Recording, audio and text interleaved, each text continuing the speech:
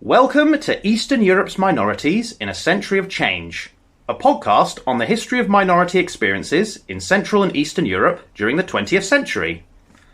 I'm Dr. Samuel Foster, co-organiser for the Bassi Study Group for Minority History.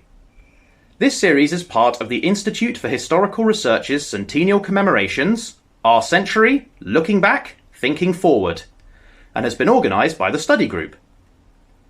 It was made possible through the help and support of the British Association of Slavonic and East European Studies and the Stanley Burton Centre for Holocaust and Genocide Studies at the University of Leicester. The study group is a forum devoted to researching minorities in the national and regional histories of Central, Eastern and Southeastern Europe and promoting closer scholarly collaborations.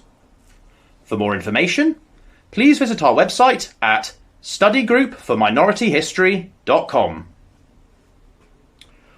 On this episode, Cathie Carmichael, Professor of European History at the University of East Anglia, talks to us about Bosnia-Herzegovina under the period of Austro-Hungarian rule from 1878 to 1918.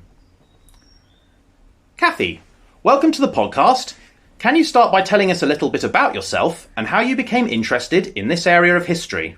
Well, thank you very much for inviting me to speak today, Samuel. It's really interesting to be part of this series.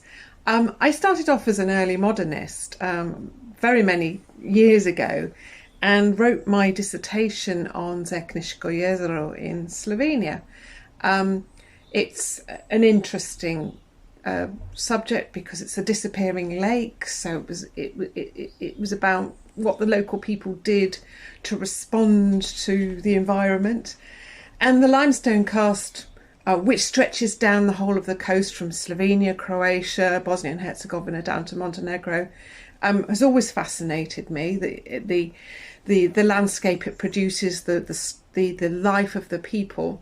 But living in Slovenia in the late 1980s drew me into other subjects, and particularly I became interested in nationalism. It was an era when new states were forming from the embers of the old Yugoslavia, and everything was very dynamic. And this interest in nationalism also led me to study Bosnia, Herzegovina and Montenegro. So my recent research has been on the karst regions of Herzegovina, particularly, as you said, under Austria-Hungary. So it doesn't feel like too much of a departure, even though I started off in a very different kind of place. For the benefit of our listeners, what was Austria-Hungary and how did it come to rule over Bosnia-Herzegovina in 1878? Well, that's a good question, and it's a question that local people asked as well. Austria-Hungary, the Habsburg monarchy, was ruled by Emperor Franz Joseph after 1848, and it was given the right in international law at the Congress of Berlin to occupy Bosnia and Herzegovina, even though it was still nominally part of the Ottoman Empire. And the Habsburg troops took the territory in the summer of 1878, but encountered some resistance from the local population, who were actually quite hostile to this takeover. In 1908, the Habsburg monarchy annexed Bosnia and Herzegovina, which caused a real disruption in the international balance of power, and what was one of the causes of war in 1914.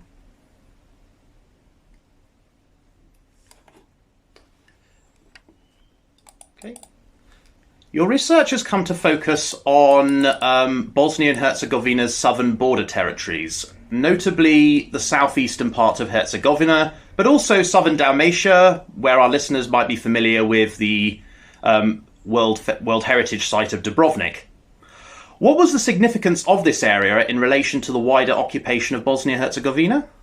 Well, the two are linked. The Habsburgs had controlled Dalmatia since the end of the Napoleonic era and had faced a conscription rebellion in Krivoshia in 1869. And when they occupied Herzegovina, they were forced to govern a population that had rebelled against Ottoman rule in 1875. The Ottoman population of both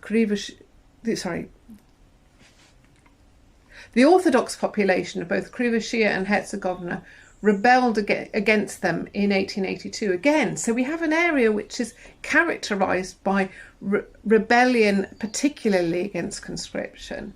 So what we see is the fact that the Orthodox populations were not fully reconciled to Habsburg rule, while Catholics and Muslims, the other populations in Bosnia and Herzegovina, gradually came to accept it.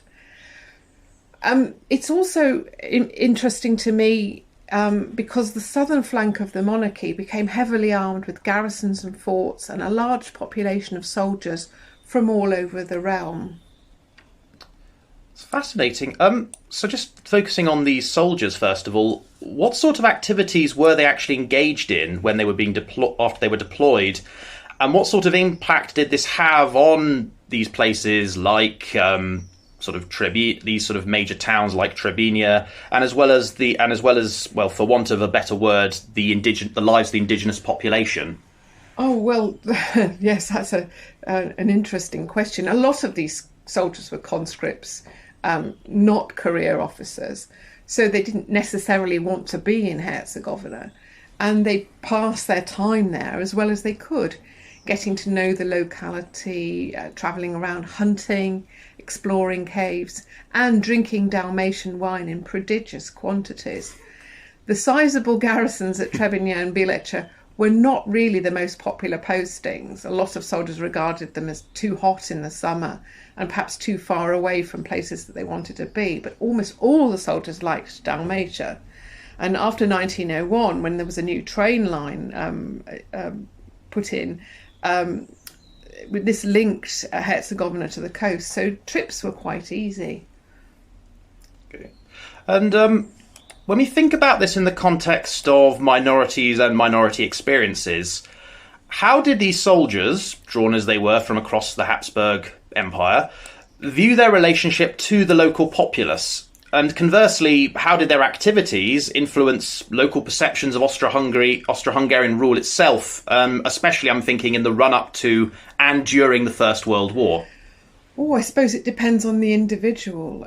Some soldiers, such as the future architect, he wasn't known at this time, Richard Neutra, who was from Vienna, spent his time as a soldier in Herzegovina, learning Bosnian, drawing local scenes, speaking to people, and he left a rather good memoir, so we know quite a lot about his life there. About local perceptions, I think it would be fair to say that resentment of the Habsburg presence didn't go away and was nourished by frequent contact with Montenegro and Serbia by the Orthodox population. And this support for the neighbouring kingdoms cost the population of the border villages very dearly in August 1914, when many were executed for their apparent treachery. During the war, there were border skirmishes between Montenegrins and Habsburg troops, which had ended when Montenegro was conquered in January 1916. And it's these forts and garrisons in Herzegovina which are used as the launch point for the war against Montenegro. But for the local population during the war, the biggest challenge was food supplies, which had already started to dwindle midway through the war. And also some local people were interned in a camp near Sopron, and many died there. So it's a very tough time, the First World War in Herzegovina. And just to quickly qualify, presumably those being interned in that camp would be identified as Serbs or Orthodox? Yes, from villages close to the border with Montenegro. So the areas in between the states where the majority of the population were Orthodox were regarded with suspicion by the Habsburg authorities, partly because they found it very difficult to actually patrol and police the border area because of the sympathies of the local population and their deep connection with the Orthodox world. So you might say almost something like what would later be termed fifth columnists, or. Well, that's how they're perceived, but these are people who've lived in this region for very many centuries. I mean, the Balkans as a whole, we see that migrations and movements of population are incredibly important. The long-term effect of Ottoman control was that people moved around. So it's very difficult to talk about indigenous populations, but the Orthodox population in this border region between Herzegovina and Montenegro have been there a very long time. They don't want the Ottomans and they don't want the Habsburgs either. They want to have rule from Orthodox kingdoms. They're great admirers of the Montenegrin king, Nicola. So they actually expressing some kind of political will by resisting the Habsburgs. You can call it fifth columnist, but it's really about language and how you use it. Obviously, I was just kind of thinking how the authorities themselves would have probably been projecting. Indeed, yeah. and that's precisely how they saw it, and they realised that they had a difficult population that wasn't going to be easily controlled on their hands. On the other hand, they did rely more and more on the real loyalty and commitment of the Catholic and Muslim populations, who were very pro-Habsburg, and this long-term legacy of the mistrust between the peoples of Herzegovina carries on into the 20th century and into the late 20th century. This divide and rule policy, which it becomes from the Habsburg monarchy, sets the tone for the rest of the 20th century. So we now arrive in the autumn of 1918, and Austria-Hungary has effectively collapsed, or is at least politically moribund, so to speak. What was the fate of Bosnia-Herzegovina following the end of the Great War, or the Great War in the Balkans at least? And what would you consider to be the legacies of the Habsburg occupation, especially in the southern territories of Herzegovina and Dalmatia and those border regions? Well, they're quickly all incorporated into the new kingdom of Serbs, Croats and Slovenes, which later becomes Yugoslavia, which is under the Karađorđević dynasty. So this is a big change for the local population, being ruled by a new dynasty. This is a time when a lot of Orthodox people returned to Herzegovina and Dalmatia. They had gone away, a lot of them had gone to the Americas, to South America, and they return in the 1920s. So there's investment and renewal from this population. Trebinje, for example, got a high school, and the Tvrdoš monastery, which had been a ruin for centuries, was repaired in the 1920s. So we see, an era of renewal, but this new state also built on the old. The legacies of the Habsburg occupation are everywhere. Vineyards, roads, the relics of the railway network that was built around 1901, abandoned forts and garrisons everywhere, plane trees, primary schools, colleges, newspapers, inns that serve alcohol. I mean, it's incredible that the 40 years that they were there, they changed so very much, and you can still see that legacy now.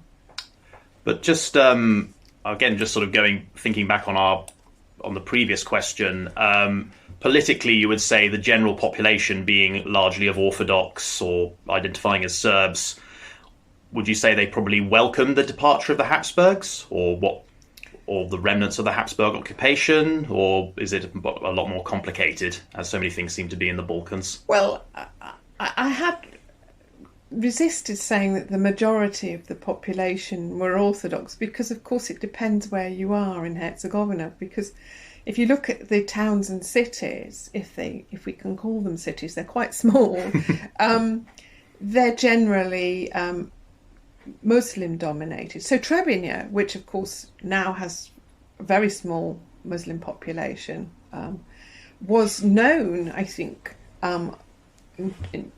amongst travellers and in descriptive literature as Turkish Trebinje, and people visited Trebinje in order to be able to see a bit of the remnants of the Ottoman Empire, so its mosques and the Ottoman era bridge. So while it's fair to say that along the border areas the majority of the population is Orthodox, this is not the case for urban settlements.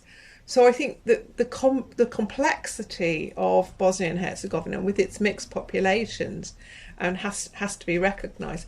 But I think you're right. I mean, probably the Orthodox population is more enthusiastic about the Karađorđević dynasty than the other people who live in Herzegovina. And finally, where can people go to learn more about this topic? Well, there are some really excellent books on Herzegovina. Hannes Granditz wrote about the late Ottoman period and really studied the people and customs of the region in depth. So there's a lot of fantastic detail in his book. More recently, Heine Grunet has written about religion and church organisation. If we're looking at the rebellions and the uprisings, Milorad Ekmecic wrote about them, and Esad Arnautovic wrote a history of Trebinje. For material in English, there's less available, but there's some really fascinating work by Charles Jelevich, John Schindler, who's written about the military occupation, as well as Wayne Vucinic, who was an American who had his origins in the region and wrote some fascinating material about Bileća in particular. And an article on the garrison at Bileća by me is forthcoming in an edited book by Dr. Samuel Foster to be published by Routledge. You might be familiar with his work. Yep. I just say I'd say watch this space. Thank you, Cathie Carmichael. Thank you very, very much. Thank you, Samuel. Yeah.